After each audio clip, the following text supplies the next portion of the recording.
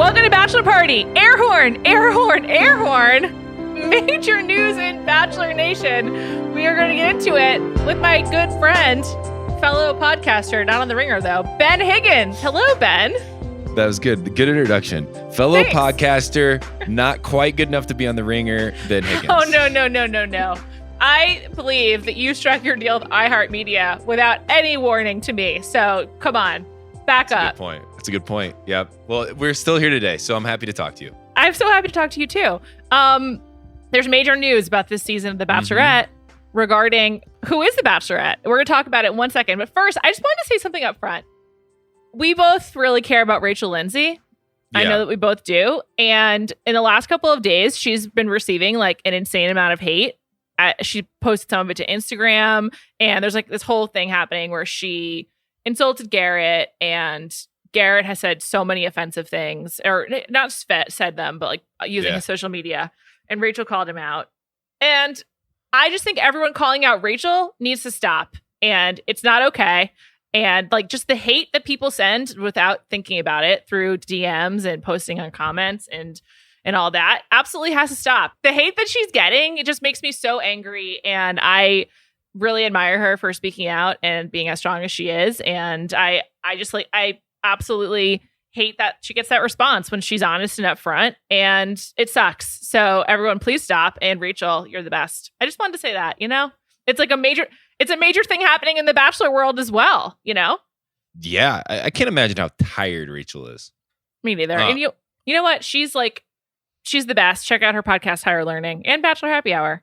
Rachel, we love you. That's all. Let's talk about the big news. There's rumors out there, and I'm just going to say what I've heard, and then we will tease this out. Here's what I heard, and Reality Steve has reported this as well. The rumor is, and I have heard this is true, the rumor is that Claire Crawley has ceased production for her portion of the coming season of The Bachelorette, and the production has moved on to a new Bachelorette, who is Tayshia Adams of Colton Season and last summer's Bachelor in Paradise. And both of these were and are happening at the La Quinta Resort in Palm Springs. Production is supposed to go through the end of the month. I think it started like a week or two ago. So it was supposed to be 6 weeks. This last month will be the Tayshia portion. Presumably Claire is out of the mix. And there's just so many questions. So Ben, what was your reaction when you heard this rumor? So yes, I have as well heard this rumor. I'm leaning more than ever on the side of it's definitely true. I'm like 99% positive this is true. There's just a lot to break down here, but I guess to start at the beginning, I think some of the headlines said that Claire Crawley quit this season. Nobody ever quits this show. So like that's one point to make sure we get through here is like, if you want to put this into perspective, absolutely no one's ever quit the show. Nobody ever will quit the show. The show moves on or captures whatever it is you're choosing to do with or without you agreeing to it because they have you under contract. Like you don't run away. You're not hiding from the show. So that's one big thing. I want to know, though, I have a couple theories. One theory to start out with here is this has always been a part of the plan. Oh, interesting. They always knew that Claire was going to fall quickly, fall hard, that they kind of admired that about her, that they wanted to show that love story, but they had, and they always had, they had casted 42 men before this whole thing started. There's no way they do 42 men without a backup plan. Like that doesn't make any sense until you now see it from this perspective. So I have a conspiracy theory that this was always part of the plan, that they always knew she was going to fall, and also they're going to allow her to walk away so that they could bring Tayshia in for multiple reasons.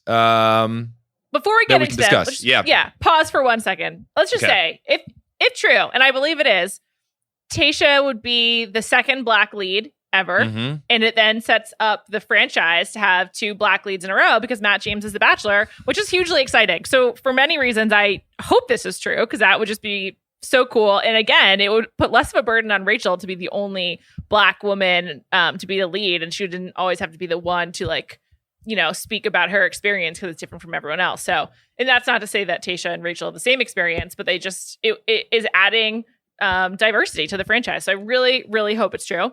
I I also hope it's true because everyone just likes Tayshia, and she was super fun on Bachelor in Paradise. Like, you know, her and John Paul Jones was probably one of the more fun things to happen in that season of Paradise after the whole Blake stuff like kind of passed over. Basically, that season was like the Blake drama, which Tayshia was a part of. And then the only other thing I really remember is Tayshia and John Paul Jones. Tayshia's great.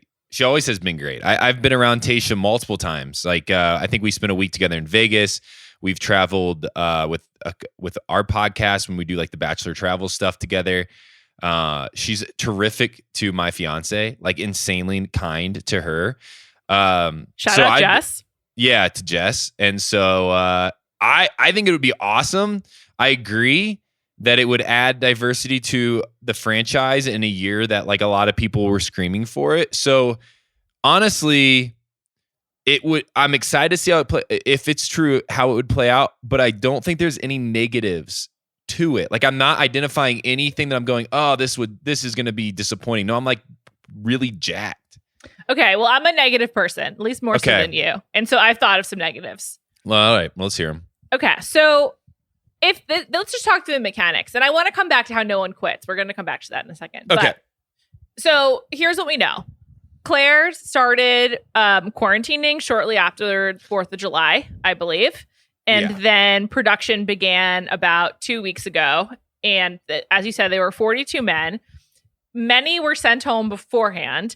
And as a result of COVID, Claire also got to know, like, didn't meet them, but she was aware of who her men were. So she was able to do something that I've always advocated for in the show, which is research them, which is just an absolute game changer. I mean, absolutely. It changes everything because I remember, I think that you've said this on mic before. If not, we'll have to cut it. But I believe that you said that you Googled JoJo and Lauren before the finals. Like you were given the internet at one time. Yeah. I was in Portland at a hotel and they had the iPod controlled the whole room. It's like climate.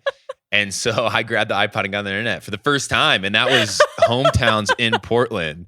And I Googled all the girls' names. Yes, that is funny. True. That's so funny. So yeah, and what did that change for you? Not only were you able to like check the news, you could go to like nytimes.com, but you also were able to like get some context. And so how did that change things? You know what it really did? I don't know if it changed anything more than I knew more about the women at that point than they knew I knew. And so in these conversations I would have with them for the next 3 weeks that the show goes on, I was having to buffer what I knew from like research and what I knew from them telling me. Welcome to dating in the 21st century. Yeah. So that's what got weird. Cause like, I didn't want to be a creep and like say something and then be like, how did you know that? And I'd be like, I don't know. I thought you told me. Cause then you're, caught off guard on camera.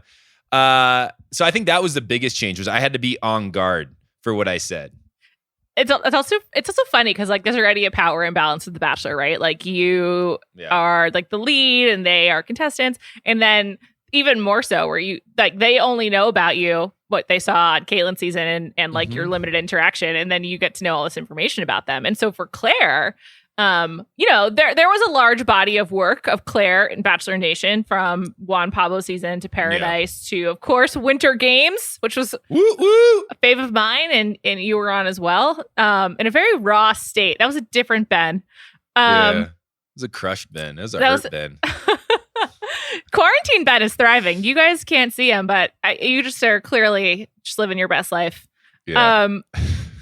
So that really so Claire being able to Google these guys is an absolute game changer. And there were two of Tyler Cameron's friends were supposed to be on her season, Matt James and this other guy named JP Caruso, and like they were taken out of the mix, but there still were like, so they made some changes. Why I bring that up, but still she was able to Google like the majority of these dudes. And so that's, that immediately changes how she approaches the season, right? Like when they get out of the limo, it's not just obviously Googling someone's not the same as meeting in person, but when they get out of the limo, she's like, oh, right, this guy, and like can go to her mental filing cabinet and bring up like 2 or 3 facts about them that she's learned from their social media and their internet footprint. And she can also know who has a career, who seems like they want to be an influencer, like all this stuff, right? I mean, it's kind of nuts. It's nuts. All right. Let me add some thought here to this, because as you're talking, I'm thinking of a few ways this plays it out. Okay. One is we put ourselves in Claire's shoes.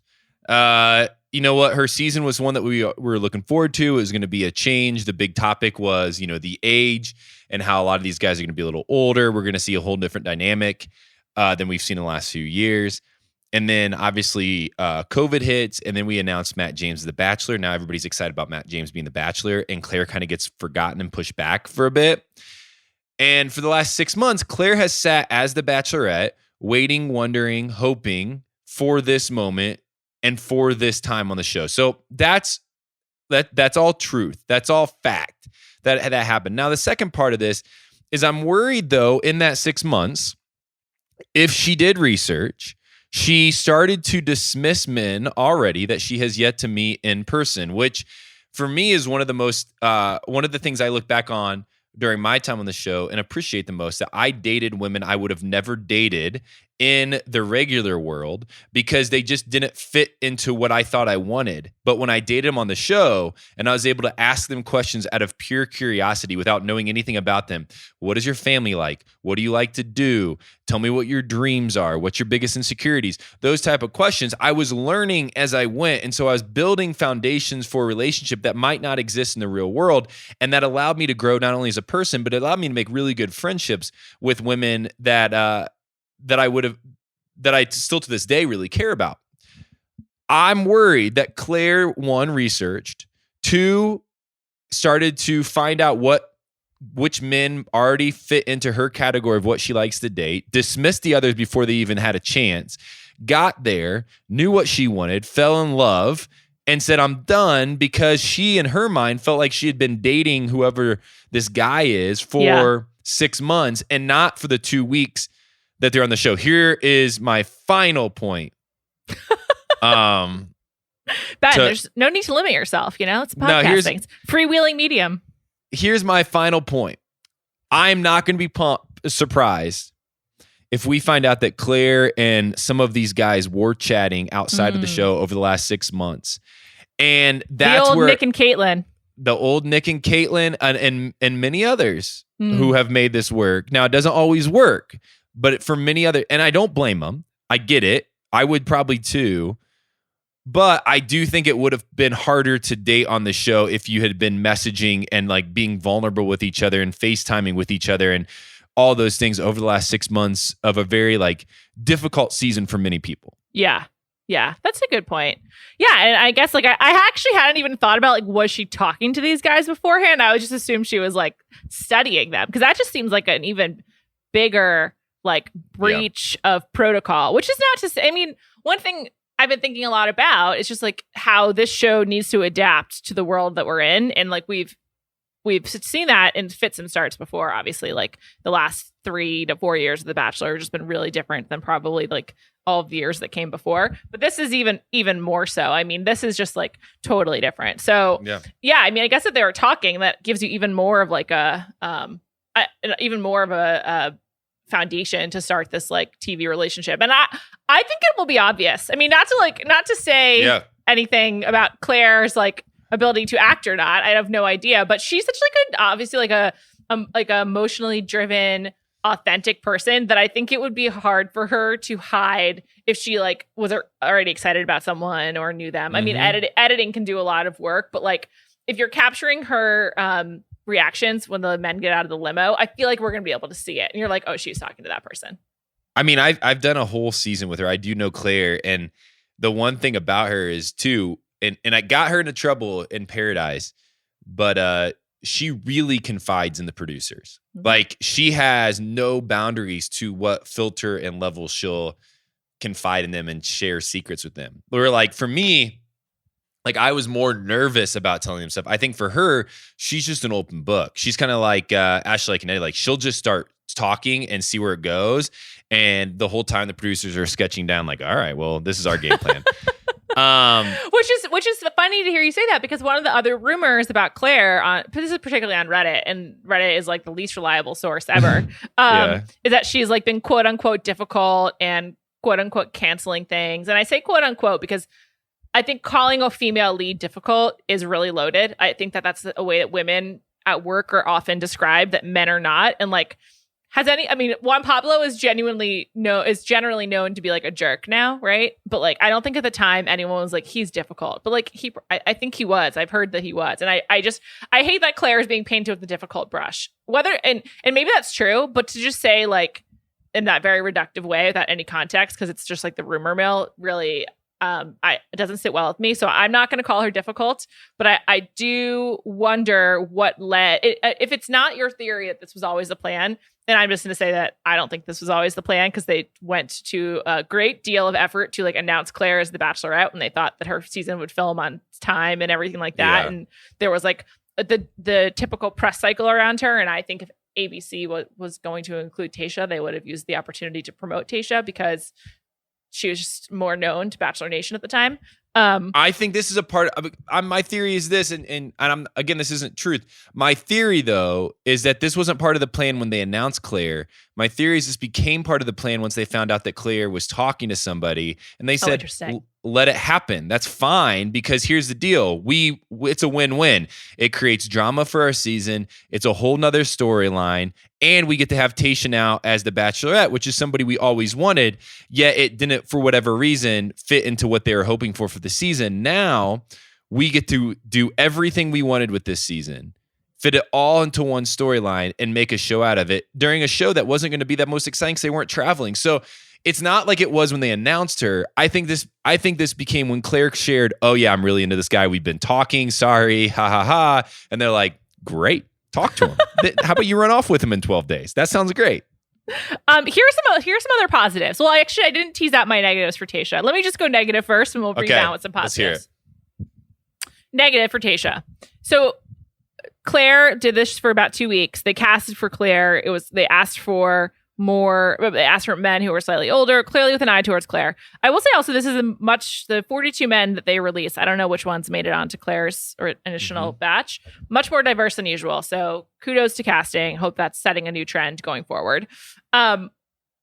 These are men who were cast for Claire. So Tayshia's coming in, and they, you can speak to this, but like I don't think Tayshia got to be like, this is what I'm looking for. Someone who is aspiring to be X, and someone whose background is Y, and someone who is Z feet tall. Like, I don't think she was able to give that feedback. And I believe that this was supposed to air in September, and that's why it's on Tuesdays, or in the fall. That's why it's on Tuesdays, because of ABC's programming on Mondays, plus Monday Night Football. And that means that production has to end like in the next month or so. And so it's going to be like a month for Tayshia, basically. Okay. Couple things. I disagree with all of your points. Yes. I love some healthy podcast tension. Let's hear it, Ben. One thing that we need to keep in mind, The Bachelor knows more about yourself than you know about yourself. Oh my God, you're so indoctrinated. Yeah. So like when it comes to casting, they know what you're into already. So if this ever became a thing, when they announced, hey, we're recasting, if you look at the timeline of that, what if that timeline happened like when they started to understand that this whole season might not go to the very end? The second is, you know what? Like, I think the show knows Claire well. They knew that the chances that she fell hard and she fell fast were very high. No matter what, Tayshia or not, or part of the plan or not, they just knew this was going to be a difficult season to film to the end. Not because Claire's difficult, but because she is authentic in her love. She doesn't love to date like multiple people. She's very like honest and open. She's into monogamy. Definitely into monogamy. So if for example they did cast for this whole thing with the idea that like potentially Claire wouldn't be there, then they're set up just fine. So the casting part gets taken away. And there was 42 guys. The rumor is that a lot of them on night one were ready to go home anyways, that it was a weird scenario, that the setting was hard, that, it was very obvious that Claire was into one person. And so a lot of them had like spoken up and said, this isn't for me anyways. What if, so then they're looking forward to Tayshia because maybe those guys are there for the right reason. Second thing is I don't think they have to end production in a month because they can start episode 1 through 3 are probably already done if Claire was there 12 days. Tayshia comes in for the rest of the season, which is probably 4 through 12. And they can start editing, posting. So like really they have a month and a half left till they probably have to be done. And they can turn over some episodes pretty fast. And a month and a half is really like, I think they're planning on 40 days of production from start to finish for this season, no matter what. So that's more than enough time. As summer turns to fall, Rothy's is here to make your day with comfortable, washable, and sustainable products. Rothy's makes stylish, sustainable shoes and bags made for life on the go. They're carefully crafted with eco-friendly materials like repurposed plastic water bottles and marine plastic. In fact, Rothy's has kept over 50 million single-use plastic bottles out of landfills, transforming them into their signature thread. Rothy's come in an array of colors, prints, patterns, and styles, and their shoes have zero break-in period thanks to their seamlessly knit design. With many chic styles to choose from, Rothy's shoes are the perfect pair for any adventure and are even fully machine washable. Rothy's best-selling shoe, the Point in Black, which I know Meghan Markle has, that's probably why they're best-selling, has over 3,000 near-perfect reviews. Don't know if Meghan wrote any. The newest Rothy's edition is their first adjustable sneaker, the Lace Up, which is out of this world comfortable. Vogue calls Rothy's a personal obsession. Plus, they always come with free shipping and returns. Listeners, you might know I have 2 pairs of Rothy's. I have the Point and I have the Loafer, and I absolutely love them. I do love the Point more than the Loafer. I agree. Meghan Markle is right. Those are great. If you would like to get these, check out all the amazing shoes and bags available right now at rothys.com/bachelor. That's rothys.com, rothys.com/bachelor. Style and sustainability meet to create your new favorites. Head to rothys.com/bachelor today. One thing I like about it, I'm flipping positive. Okay.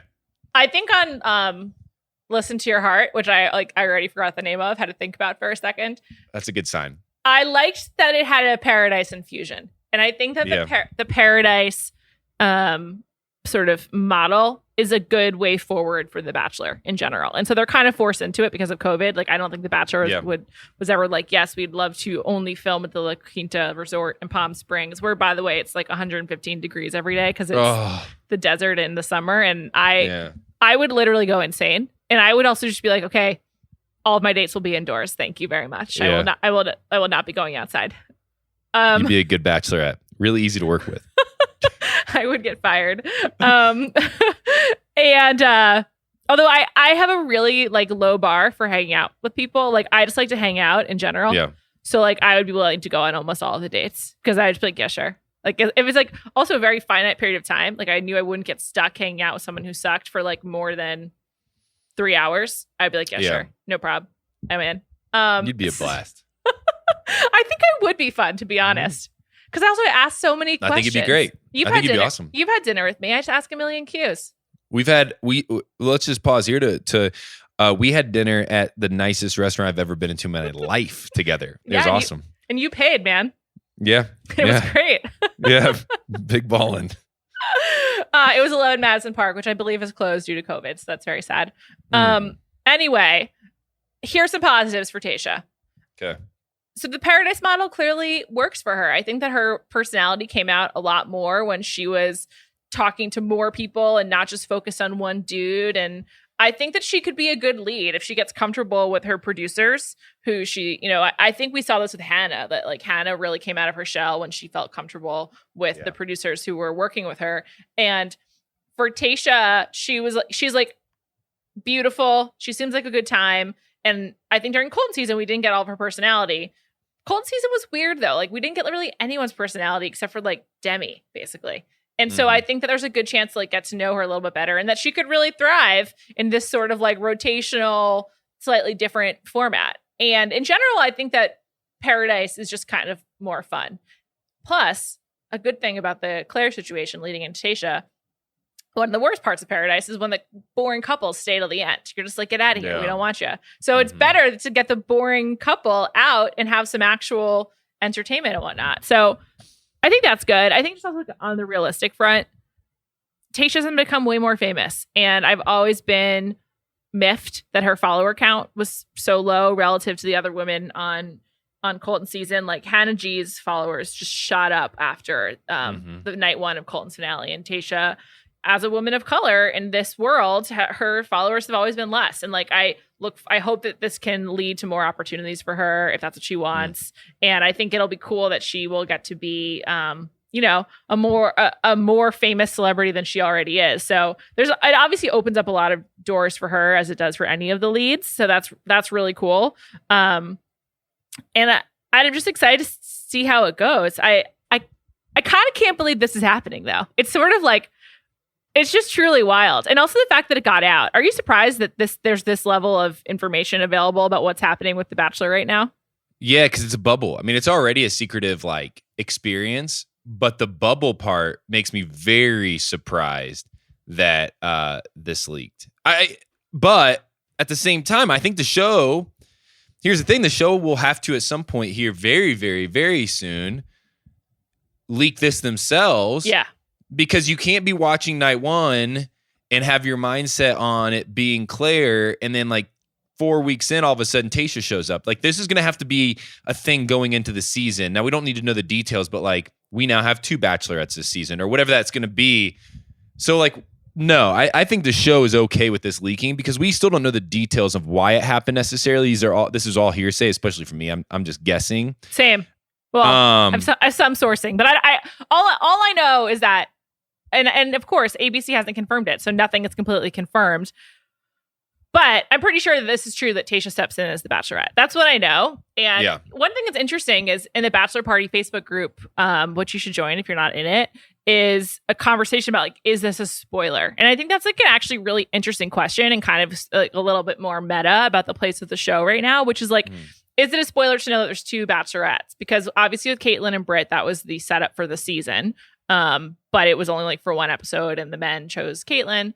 But I think that to know that like there's like a big thing coming, whatever it is, 2 or 3 weeks in, definitely changes the way that they'll have to promote it and sort of bill it.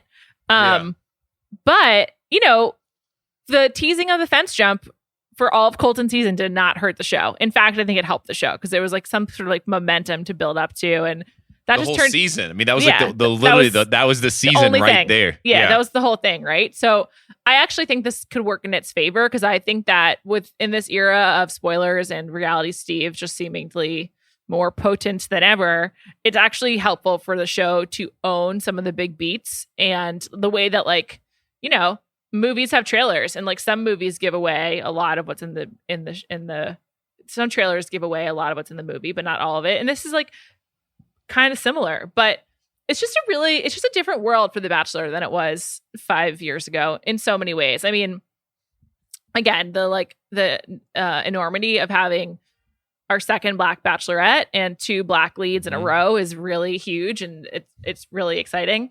And beyond that, it's just like the TV landscape has changed and Bachelor fandom has changed a lot too. I don't know. It's interesting to think about. And I mean, you've been on the inside of it for the last 5 years. Yeah. Well, it's an exciting time because I didn't think we were going to get good TV out of this season. Not because of Claire and not because of these guys. That had nothing to do with it. I just thought this is going to be everybody's going to be learning as they go, as they film at the La Quinta.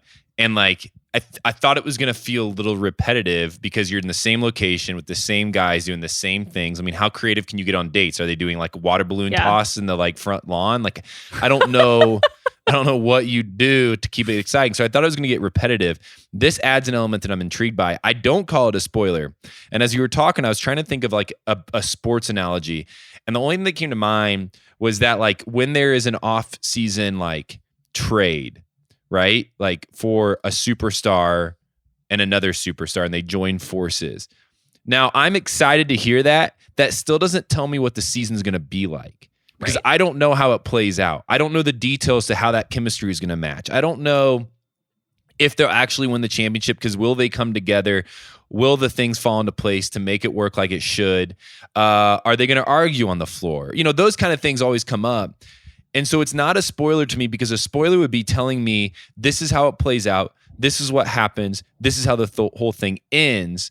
I'm just getting a piece of the story at the very beginning, and that I'm actually into that. Like, I want to watch now to see why Tayshia shows up, not necessarily, but I don't want to know how Tayshia's story, or really Claire's story for that matter, played out. I'm kind of more excited about Claire as a limited time Bachelorette than I was as this whole season. I just feel like this plays into Claire's strengths as TV, and this is totally separate from who she is as a person.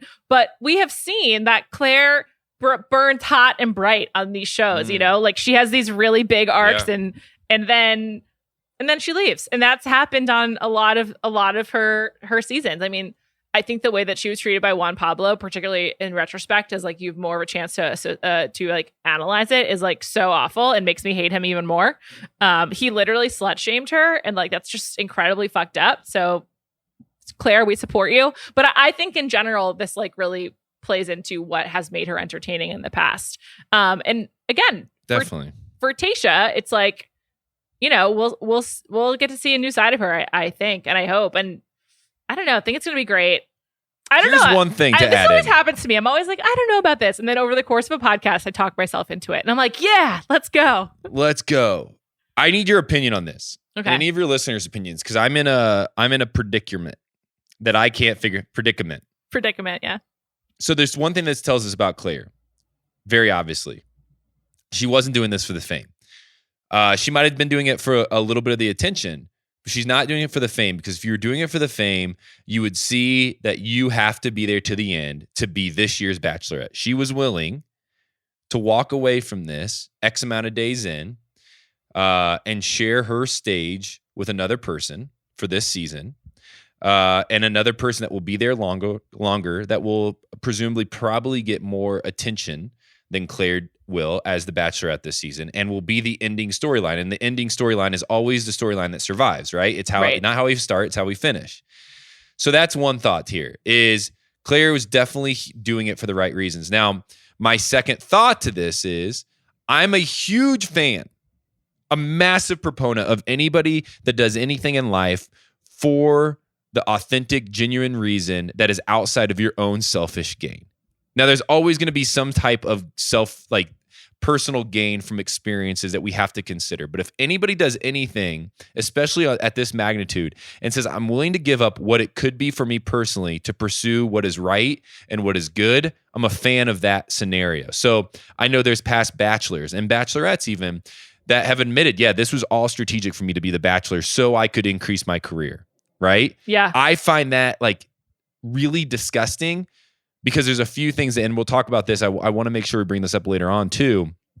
I find it disgusting because one, it's manipulation at its finest. Like, you're manipulating the situation and the people that come on and the crew to have a selfish gain for your own personal careers by being the lead. Because the whole point of the show is to at least try to pursue love. And if you're out to do it to get famous, that feels weird to me. Now, again, that's where my question comes in. I want others' opinions to tell me I'm wrong on that. The second piece of that Can I just answer? Yes. You're wrong. Answer. I think you're totally wrong. Cool. Like, look, first of all, I think to call it disgusting is overstating it. I mean, you could also say it's disgusting to have sex with 3 women in 1 week, or sex with 3 men in 1 week, and like not have them know exactly what you're doing. I mean, who knows? You look ponderous at that statement. No, I do. I mean, I think when you say it like that, yes. Yeah. But I think you're more. But your ethical line has to be drawn upon, like, are you manipulating those people in that moment, though? I don't think like some of the more recent people who've come on the show looking for fame after the show are manipulating it. I think it's an open secret. It's not even a secret. It's open that like one way to grow your persona and your profile is by going on television. So here's an opportunity to go on television, grow your profile, and if you're lucky, fall in love. Like look at Dylan and Hannah. They like things just broke right for them. I think that both of them were looking to be famous and looking to grow their profiles, and they also found each other through Paradise. And they probably both would have been happy to end up with the original lead or whatever. But I think that there's a middle ground between someone who's completely disingenuous and someone who is like just looking for a fun time, looking for a change in direction in their life, and they find this. I think there's people who are way more disgusting who go on the show, like like someone like Lee from Rachel's season, or even Garrett from Becca's season, who are like who are like basically I consider to be bigoted people. And I'm just like, I think that's way, way worse than someone who's looking for Instagram followers. Well, yeah. I mean, I don't know if I'm saying that there's like not more elements to like being wrong for your intention here.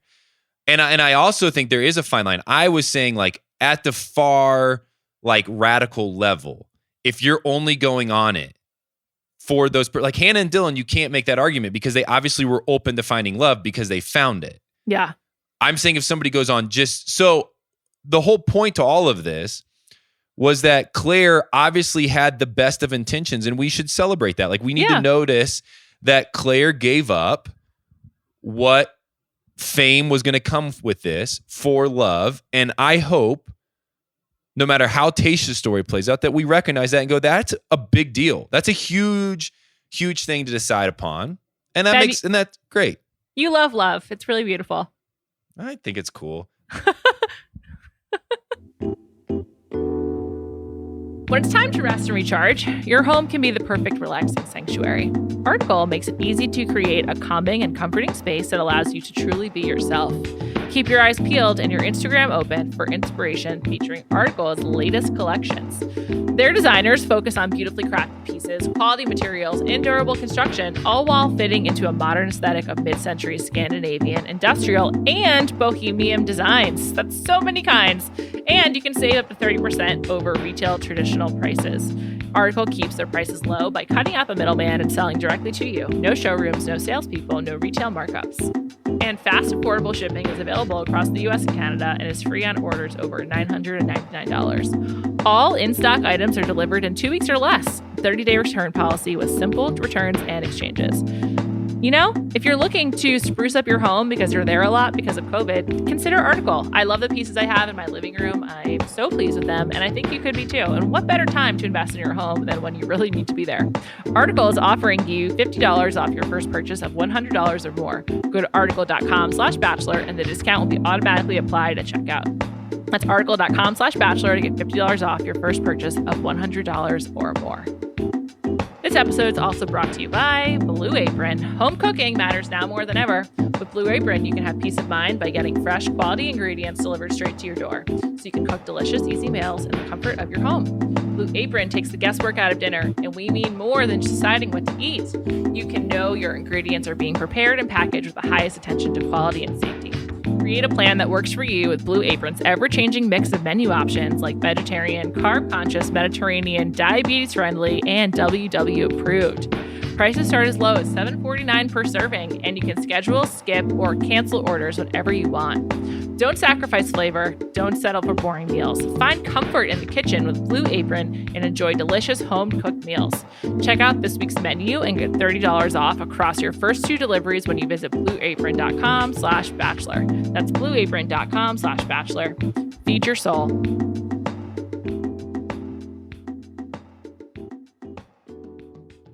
Hey, because you mentioned it, and I want to just make sure we do this. The staff of this show right now, like we got to give a little shout out to them. There's like 200 people locked inside of a hotel away from friends and family in 115-degree weather. And the fact that they're doing that so we get good television is pretty cool. And so we just need to recognize that because it gets hidden that there's like a big group of people that actually like need this show for their jobs. Yeah, absolutely. And their family. Yeah, absolutely. So. I mean, I think a lot of what you end up seeing on television is a result of that staff and the behind the scenes people, and definitely how they work with the lead impacts the show a lot. I think Hannah Brown's like the best example of that. Like when she was put in a position where she felt comfortable with the crew around her, she like really like she found her voice, and I think that she was in a fun Bachelorette for that reason. You know, I think there's also plenty of criticisms you can make of the crew and the powers that be of the show. And 100%. And but yeah, there's also many people who are not decision makers but are doing their job and making money and pursuing their career. And I think it's no surprise. I just really respect people who do their jobs and do it well. And it's one of my favorite human qualities. You know. Right. this leads back to one of the things you said earlier, which is, what does it mean that like no one quits The Bachelorette? And like, what does that mean in terms of Claire? Well, I mean, I think it first came to my attention when Colton, I think, came out and said, hey, I like quit the show. I think it was like a headline at one point. And I was like, I just don't see how. Like, how do you quit this show? One, you're in Portugal. Like, how are you getting home? You don't have a wallet. You don't have a cell phone. You don't have anything. So like, you're not getting away from the show. You need the show. That's how it's set up to be. The next point of that is you're under contract. So how are you going to get out of that? But then above all of it is the show's amazing at what it does is because it displays storylines that are happening in real time in a real place with real people. So if your storyline is that you're going to hop a fence and quit the show, or if your storyline is that 12 days in, you fall in love and leave, you're not quitting the show. Your story just looks different. And that, and if the show cares to like tell that story, they still have enough footage to tell that story for 13 more episodes. Like they're shooting 24/7. So like when you say you're quitting the show, that's not up to you. That's up to the show to like say goodbye to you. They could have done like easy 90 minutes on Colton's disappearance of 2 hours or whatever it was. Easy. 100%. I would have loved it. And that's a good point. And it makes me think of something else that I think they should just change, which is like, I'm sorry to Neil Lane, but I think the show should no longer aspire to end in a engagement. Like, I just think that like should not be a part of it. If Claire's getting engaged after 12 days, like that's just really stupid. Like, I don't think that anyone should get engaged after 12 days. You know, I support people who do. Shotgun marriages sometimes work. Who's to say? Also, this plays into something I mean to say. I think Claire being older also contributes to her being like, 12 days, I'm done. I know who I want. As you get older, you just know yourself better. And I think it's easier to make big decisions because you have more a sense of self, more confidence in your own decision making, hopefully. And it doesn't surprise me that if it was going to happen with one Bachelorette, it would be someone who has more life experience. But for both Claire and for Tayshia, to expect them to get engaged like with a ring and like make a lifelong decision at the end of either 12 days or a month. I mean, even with the original format of 10 to 12 weeks, I mean, like that's ridiculous too, but it's particularly ridiculous now when we're seeing like so many format changes. And so I'm sorry to Neil Lane. I'm sure it'll hurt his business. Maybe we can find other ways to work him in, but like, I want to cut the engagement being the thing at the end. Like, who cares? I just disagree. Oh my God. Ben, you're such a hopeless romantic. I am. And if we're going to disagree on every topic today, it's awesome. And I'm going to leave this be like, that was the best conversation I've had in 4 months of quarantine because we actually could disagree. And I want to see if it ends in love. Like, I have friends who have gotten married and had kids on the show, and I get to go back now and see their love stories play out, and I get to cheer for that. Now, you still see it. There's just no ring involved. Yeah, but I get to see it from start to engagement. And for me, if it doesn't end in a ring, I'm not mad about it. It's not frustrating to me to watch and be like, oh, this was a whole waste. But if it happens to end in a ring, what I would like it to do is to put a little bit more weight on when it ends in a proposal. We know it was like the real big thing. Granted, I'm talking about this like tongue in cheek because like I have been on the show, been engaged from the show, and that relationship ended. But I know what I like when I did it. I know what my like intentions were, and I think what I think Lauren's intentions were was like, hey, let's see if this can work. Like, this is I think this is actually the real deal, and we believed that for a long time until ultimately we didn't. I would like us to watch this show now and go, okay, no pressure, but if you want to propose now, this is a beautiful time to do it. We're gonna set it all up for you. This is gonna be awesome. And we're going to get to watch it. And now if it doesn't happen, we still celebrate the fact that two people met each other and they went out and dated on their own. That's true. Did Colton propose to Cassie? Did they ever get engaged? No. Nope. And now they're broken up. Yep. Bummer. Cassie's really grown on me over time. Since the end of her season to now, she's really grown on me a lot. I wish her the best. I hope that Cassie's great. She really seems like it. I just feel like that was a good decision. Yeah, she's great. Cassie's an all-star. She's the one that's super nice to Jessica too. So I'm a big fan of anybody that's super sweet to him. Let's get a Ben Higgins life update. Like, what's been going on? What's quarantine been like? Where are you currently? I'm in Denver, Colorado. And right now, honestly, I'll just run through this because I think it is is like somewhat intriguing, but not that much. I won't spend any time. 2 years ago, I decided to like start taking any amount of money I had and trying to figure out a way to build like an investment company, an investment firm. And so guess what I decided to invest into? Coffee shops and restaurants. Yeah, that's funny, huh? It's not funny. I'm sorry, man. Just the way it was your delivery that was funny. You teed it up for a laugh. Yeah, it's not great, but they're getting better. The one coffee shop in Golden, Colorado is doing great. The restaurants in Denver are really like staying steady. But for months, it was just this like, holy cow, I'm going to lose everything kind of thought, right? That's and scary. It's not going to be that anymore. It taught me a lot of good things, like how I think simplicity is better and how contentment is admirable and how I need to focus on the stuff I really love and not on what I want. And so that's that. And then the only other update I want to give is I was given this advice during that time is to be where my feet are more, like to be in the present moment, to like stop looking for the future, to stop trying to figure out ways to do, whatever it is I was interested in. And so I've been really practicing that. I've been in counseling for the last like 3 months of quarantine, really working on like being present, being grateful, being thankful. So that it's actually put me in a super rest-filled place. And then, my fiance and I are still like in love and having a great time at it, but we're doing long distance and that kind of sucks. And, it's been difficult, but overall life is like, just like super slow. And I don't know if that's good or bad. I don't know. Like, I can't really decipher if it's like the best thing ever or the worst thing ever, but it's just so slow. And here's the final, I know I just said I'd give a final, but here's my final thing. Here's a piece of vulnerability. And I don't know if you felt this way or any of your listeners. For whatever reason, the last 3 months of quarantine, I became more overly envious than ever. Really? I felt an insane amount of envy and anxiousness on what I wasn't doing, what others were doing, and where I fit into the world. Like if I had any type of value to bring. And those like are just like questions that I've had to ask myself personally. So that's kind of my life update is I spend a lot of time just processing why it is that I get envious so quickly and so often.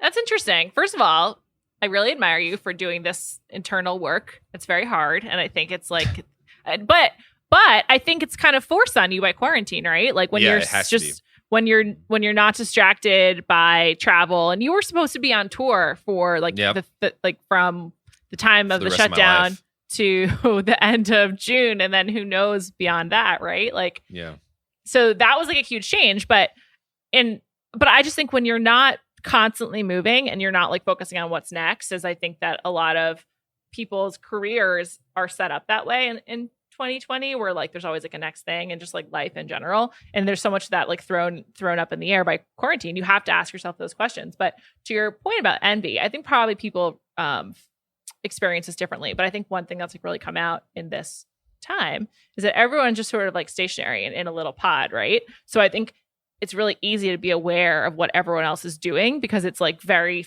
very fixed. It's like, I'm here with these people and that's that. And like, it's not really changing that much because it can't, right? So I think that it's easy to like see what other people are doing and be like, how, to internalize like some feeling about it, whether it's envy or something else. So I think you're probably not alone in that feeling, though maybe you've given it a name that other people haven't, or it's taken a certain tinge for you in one way or another.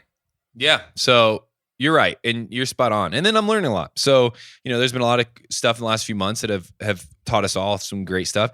So I've been writing a ridiculous amount. And I don't recommend pursuing. I mean, I recommend it but at the same time, like if you ever want to go on the path of doing like a big writing project yourself, like beware. You got to dig deep, and digging deep sometimes scary. So I've been writing a lot, and that's been, we'll see where that spits me out. It seems like you're generally digging deep. Counseling, writing, getting engaged. Like it's just like a lot of big stuff, man. You know what? I'm 31 now. I'm growing up. Gotta get deep. You're deep into your 30s at the ripe old age of 31. I mean, you would barely make the cutoff for Claire, Yeah, that's right.